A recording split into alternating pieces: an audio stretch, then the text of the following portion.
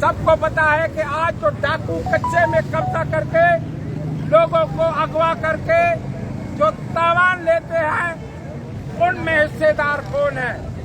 और 40 साल से कराची के अंदर जो रेंजर्स का कब्जा है वो कब्जा आप पूरे सिंध में करा के अब आप लोगों ने देखा होगा कि कच्चे में जो रेंजर्स गई है वहां से डाकुओं को उन लोगों ने पहले से इतला दे दी थी खाली करा के।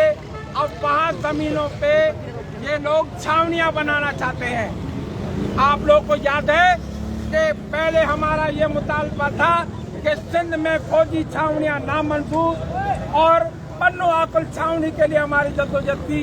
आज पूरे सिंध में आप लोगों ने छावनियां बनाई हैं और ये रेंजर्स पे कब्जा करके कच्चे में पूरे सिंध में हम पे आप कब्जा करना चाहते हैं। हमारी जद्दोजहद अदम तशद्दुद की है और अमन है। रहबर सिंध साईं जीएम सैयद ने कहा था कि आप लोग अपनी सफ़ें मजबूत रखो, ये लोग खुद अपना रास्ता साफ करेंगे।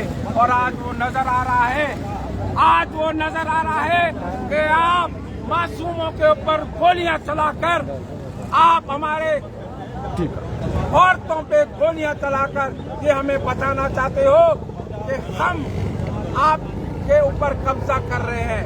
लेकिन याद रखो, आपने देखा होगा कि कंदकोट से लेकर सकरंड तक, कंदकोट से लेकर सकरंड तक जो भी बैठे थे, आज आप चाहते हैं कि पूरी कराची भी हम जाम कर सकते हैं, पूरा सिंध भी जाम कर सकते हैं।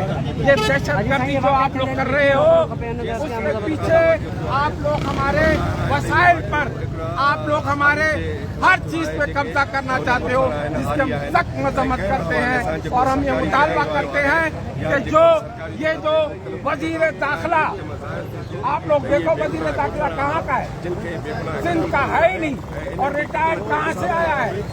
इससे अंदाजा करो कि आप लोग हम सिंधियों को दबाना चाहते हो। और ये जो वजीर आला कह रहा है कि हमें खुदकश बम्बार की इत्तला मिली थी, तो भाई वो खुदकश बम्बार कहाँ है?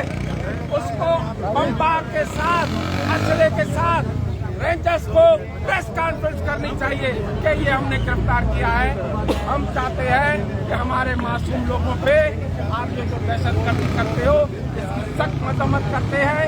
हमारी सिंध के हम एक एक इंच की हिफाजत के लिए तैयार हैं, हम अपने लोगों की हिफाजत के लिए तैयार हैं। आखिर में मैं ये कहूँगा कि हम अपनी धरती के लिए अपनी जानें कुर्बान करेंगे, लेकिन हम एक इंच तक आपको नहीं देंगे। ये